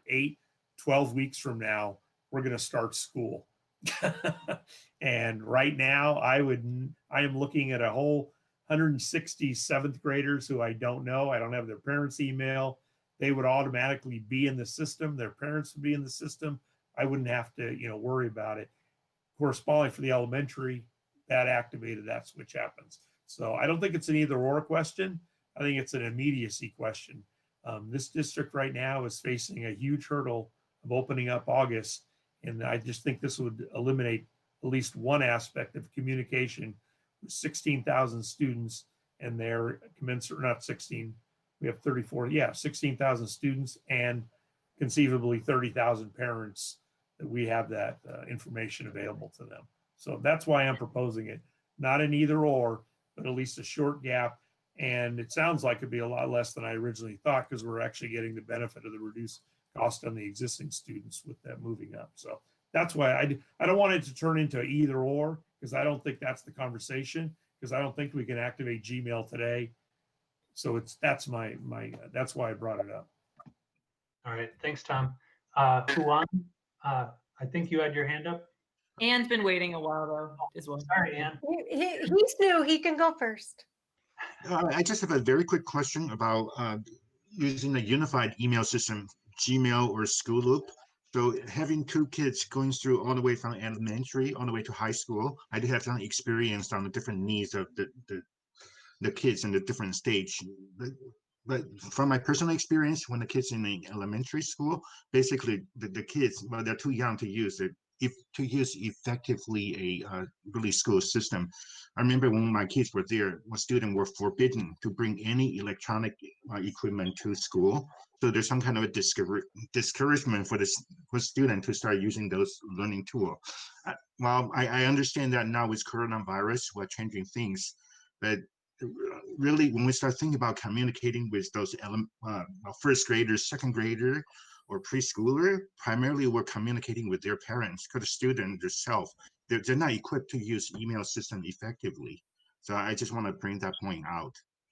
Thank you. Thank you. Yeah, there is a recognition of the challenge of rolling out email, particularly for younger students, because it's, there's the practical use of it, but then there's also the training and digital citizenship. There's a lot of constraints that we're working under for making that be successful. Anne. Yes, speaking of constraints and other things from the office and technical perspective on this, office and technical school employees have had to learn a new web-based application for the Community Services Office. It's called Facilitron. We are being asked to do online maze, which we have yet to be completely oriented or trained on. That will not be happening till August, which is when the maze is happening. We're facing a new student information system implementation in January.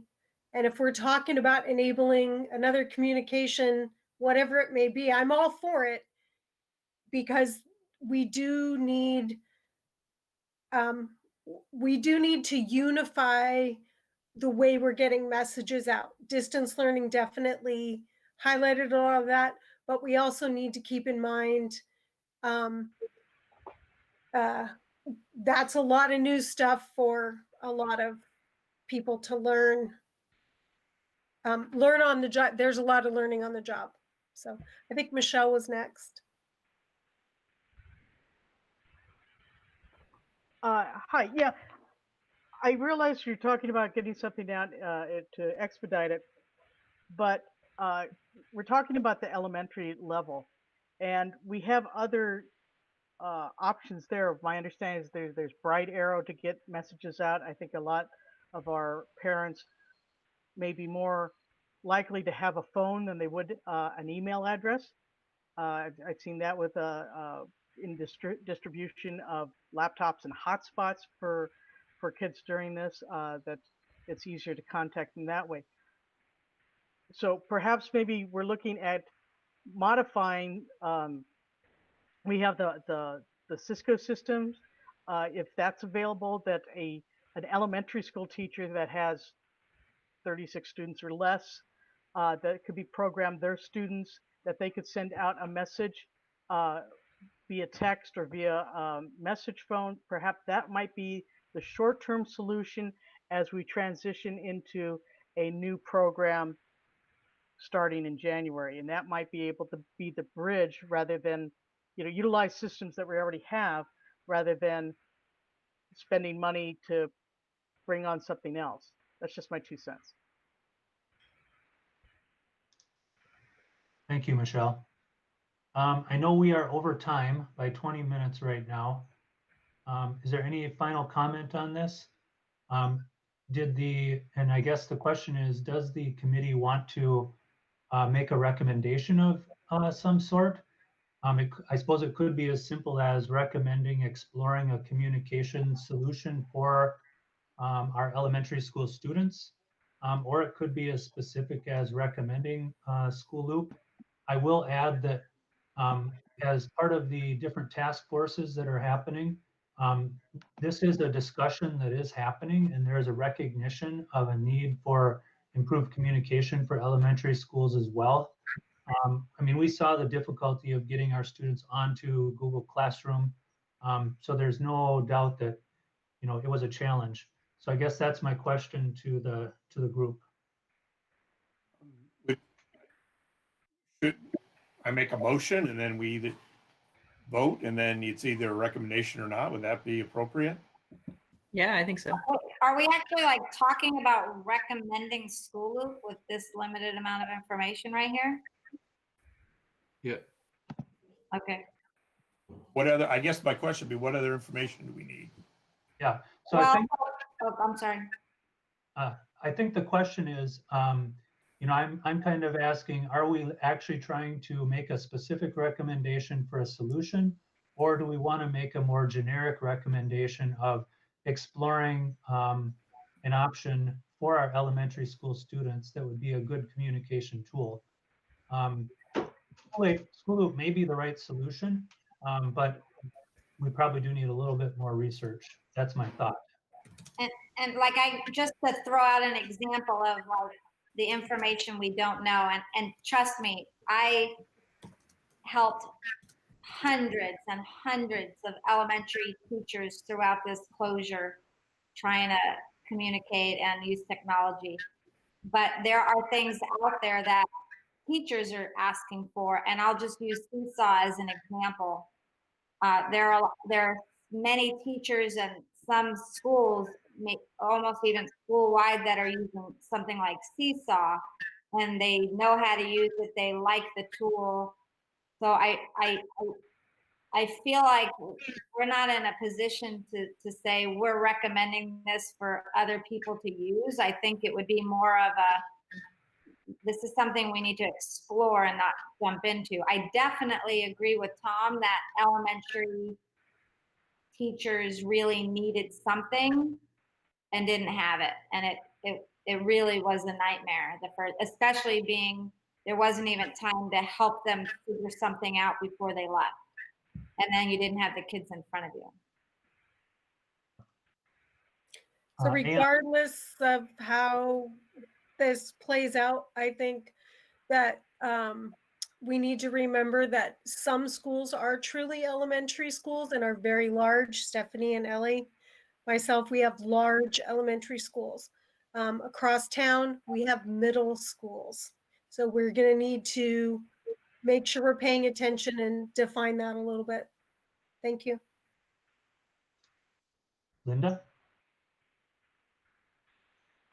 Just real quick, I think we also have to look at, you've got different segments of students, right? You've got your primary students who may not be using the email to communicate, but they may be using their parents may be using the email to see what they need to do. And then you have the intermediate kids, which are using the email. They're using the email and learning how to work with that and Google Classroom and things like that to turn stuff in. So I think we've got different, it's not just elementary, it's you have basically two different sections of elementary, your primary, your intermediate. And your cutoff, I think all of you would agree, is probably third grade, where fourth graders are starting to become much more fluent with using computers to learn, where your primary kids are still very much paper and pencil.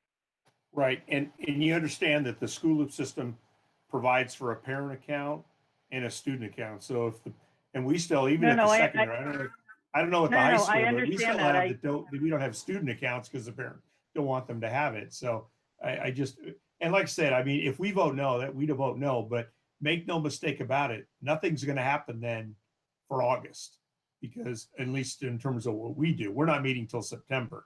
So if we vote no, we vote no, but then somebody else is going to decide if any actions are going to be taken. So, because we're not going to be discussing whether to do Gmail or not Gmail, because the decision will be already made. So, and I'm okay with that. It's just that because I already use School, we already at the secondary. It's not. I was only reflecting the emails that I'm getting and the frustration. And Don reflected a little bit on it. Is that teachers at the elementary all of a sudden they didn't have the paper communication. They were trying to reach out. So that was just, I'm trying to bridge that gap in August. I'm really concerned that we are not going to have something in place that's available for the communication. Bright arrow goes one way. The parents don't have any ability to communicate back off of that. So anyway, I think we talked long enough about it. Ellie, I think you had a comment. Yeah, just a quick comment. I'm assuming that School Loop is met with open arms in middle school and high school. And best case scenario is if that were made available to elementary school teachers, that they would embrace it. But there's always a chance with such a short amount of time to onboard people that doesn't happen smoothly. And I would hate to see families in the next year get a bitter taste in their mouth about the ineffectiveness of School Loop, which causes them in future years then to not be as strong of users of it by the time they get to middle school. That's just a cautionary note I want to mention. Yeah, that's a very important point. I think, and I'm feeling stress about this, that we don't have the time to do the type of process that I would like to follow. But there's no question. I mean, I've heard it here. We've had so many people contact the technology department about not having a communication system that works for the elementary school. It's loud and clear. I don't know how we can.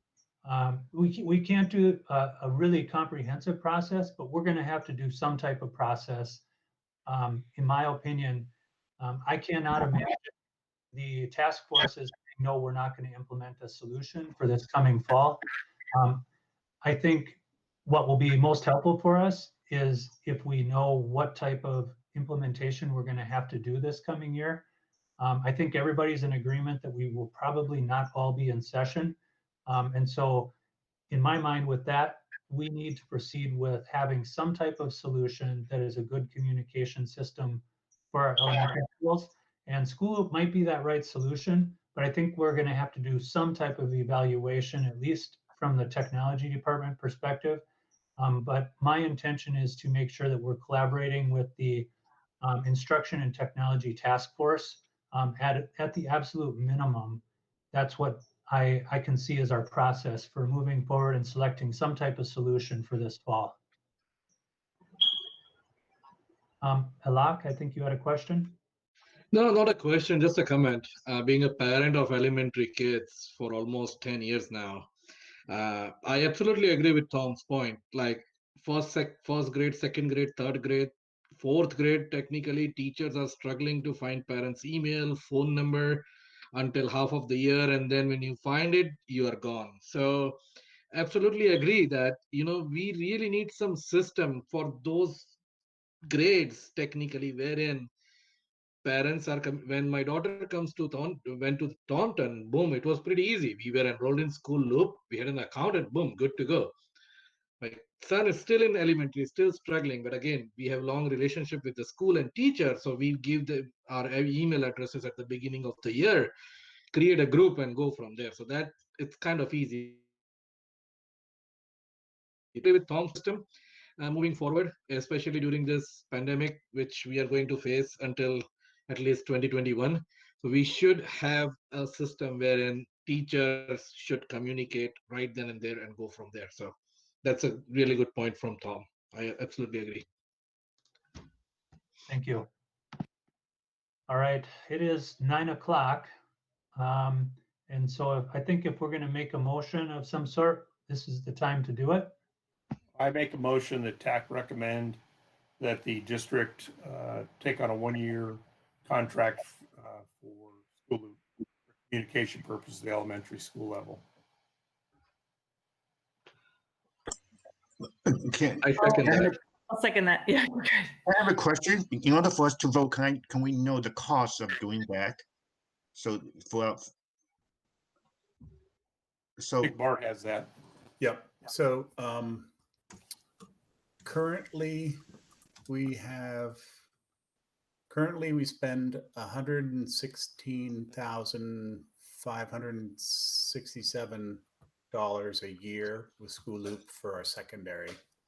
To upgrade to Platinum, it would be a 10% increase, so it would go up to $128,123, which is a difference of about $1,656. So, or sorry, 11,656.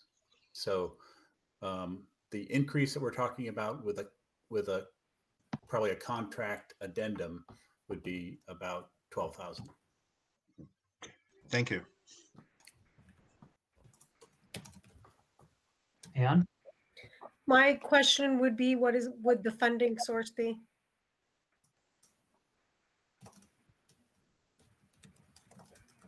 I don't think that would, if we recommend it, the board would they would have to decide, or, I mean, there's a lot of different revenue sources, and we could spend all night talking about that. I mean, you could have LCAP, which has a surplus. You could have, Lucas's budget, I'm sure, is stretched beyond busting, but I think the board would have to decide. And it's just a recommendation. They can say absolutely not. That they explore it and not recommend that they do it? Yeah, you can do that. They're not going to, they exploring is what we've been doing. Who's been doing? We've been doing it. We've been doing it for years now, talking about this. But I'm saying explore it with elementary, like to really hear from. I don't want to vote to recommend something unless I know elementary really wants it, is my concern. And I'm worried that with all that's going on in the world, to try to tell them we need to train them all on School Loop and get all the parents signed up and the kids signed up. I am team recommending it but only if I feel like that's what they want. And I don't want to recommend it without that information. So I'm truly in the sense of, yeah. And I'm going to say I can understand that. I've been, and normally I would say send out a survey, get the results, just like, we're doing with Illuminate. But I can guarantee if we say we're good, and that's a good reason to vote no, because the reality is we don't have the time. If we're going to do it, we have to do it. If that's a valid reason, which I can totally understand, to say no, I'm okay with that. But the reality is we're at a drop dead date here. I mean, when I say 12 weeks, that's an extension of time. I mean, I am looking now, we are looking at opening the doors. And I'm looking at as, I don't have any elementary, but as a lot, these parents, and does that mean everybody wants it? No. Is everybody going to use it? Maybe not. School Loop still, and parents may not know this, School Loop is still not mandatory at the secondary level. This was totally an organic growth. It's one of the few programs I've ever seen that we nearly have 100% participation, and it's never been mandated to either parents, students, or teachers. It just organically grow. So I guess you're right, Don. If you feel that without, I don't, that's a very valid reason. But if we want to, that's essentially saying we're not going to do it, because if we say to the board, you should explore it, they're not going to ever get to it before August, and that's okay. It's just that we need to know that that's what we're saying, because recommending them to explore is basically tabling it. That's all I'm saying. Yeah. I'll call on myself. So I appreciate your message, Tom. I agree. This is not a scenario where we can have inaction. We are going to have something that gets implemented, in my opinion. What I will share is from my experience with different communication systems. And Don mentioned one of the solutions out there that is actually quite popular and very effective for elementary schools, which is called Seesaw. Seesaw, in my opinion, would definitely be a better solution from the brief demonstration that I've seen of School Loop. And I will plead some ignorance that I have not used School Loop previously before I came here, but I did ask for a brief demonstration today from one of my teammates. Seesaw is a much more effective and powerful tool from my perspective for communicating with elementary schools.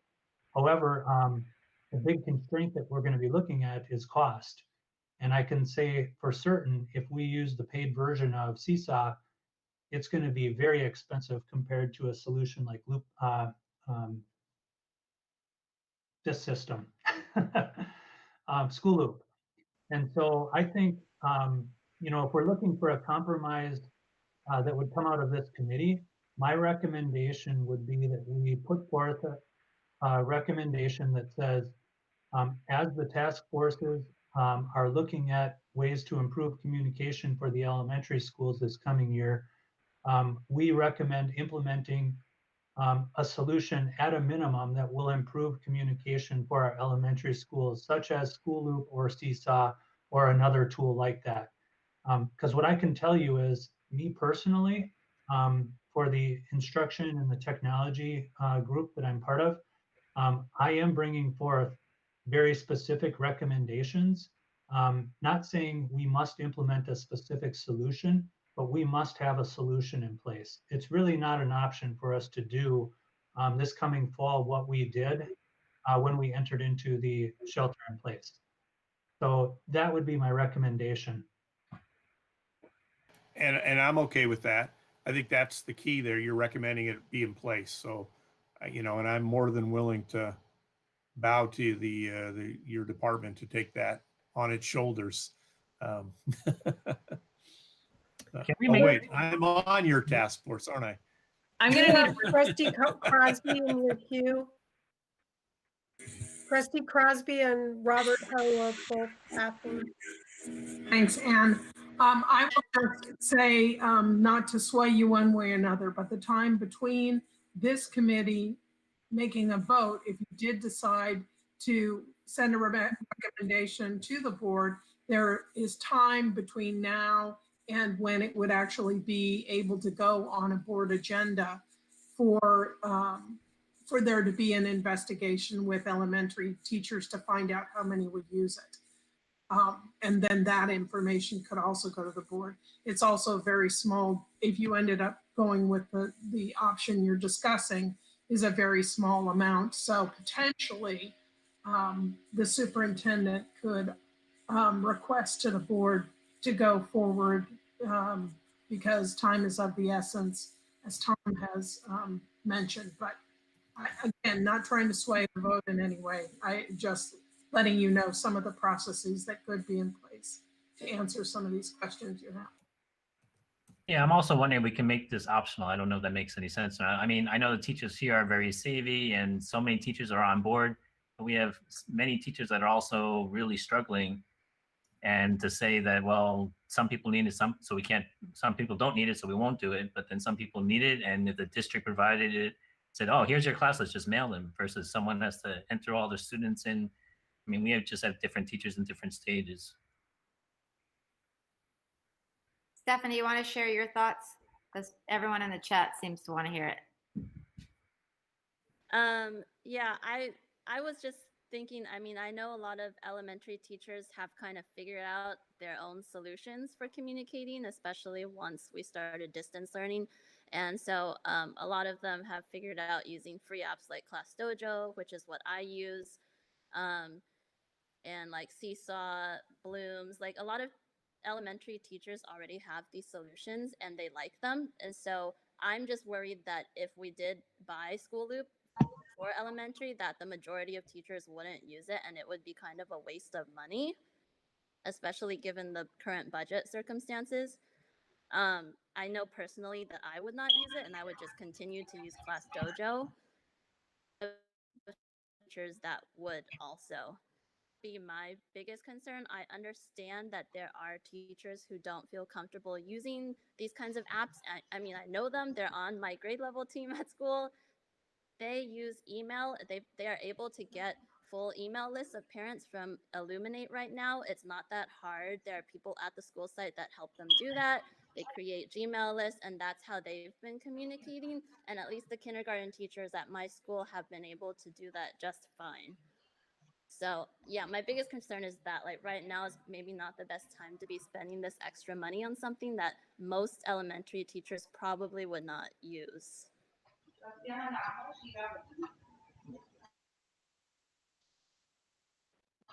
All right. Thank you, Stephanie. I'm not seeing any other comments in the chat. Lucas, did you or somebody else want to propose a different motion that was more general? Is that a thing that's happening? Because I haven't written that down yet. Well, you do have a motion that's been, didn't someone second Tom's motion? Yeah. I would withdraw my motion in favor of Lucas's. Okay. Yeah, I'm fine with that. Lucas, can you verbalize that then? Yes, Yeah. absolutely. So my motion would be that as a committee, we promote and recommend that a specific solution be selected for elementary school communication that would be supported for all schools. That would not necessarily prevent individual teachers from using a tool that they are already using very effectively. But I think as a committee, we need to recommend that there is a solution that is provided for our teachers in our district and is supported if they want to utilize it. I know that's a little bit wordy, but. Yeah. Okay, so the motion is to recommend that a specific solution be selected for elementary school communication that would be supported by the district for all teachers, not precluding teachers from additionally using other methods optionally. Okay. Ooh, got it. So is that Lucas's motion? Lucas, are you allowed to make a motion? Oops. I don't think so. Oh, is that Tom's motion? That could be my motion. Okay, I'm fine then with that. make it Tom's motion. I'd like to second Tom's motion. Okay. I'll move my lips and Lucas can talk.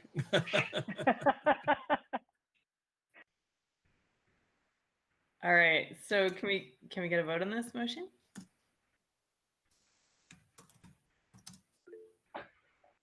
Okay. Go ahead and type your votes in the comments.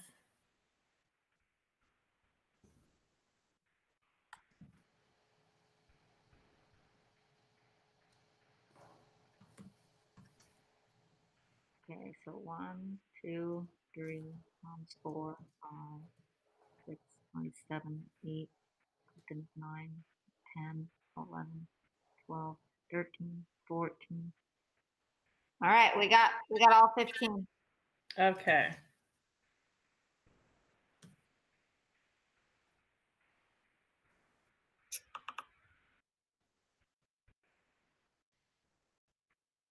Pretty productive meeting, guys. Thank you, Tom and Bart, for looking into that school loop information. I am very much in favor of finding something for elementary, so thank you so much for that. I just think whatever it is, it just needs a uniform. Yeah. Yep. Totally I don't agree. have any stock in School Loop, but Yeah. that just hey, with sounds like I need School Loop and Seesaw. They're more expensive.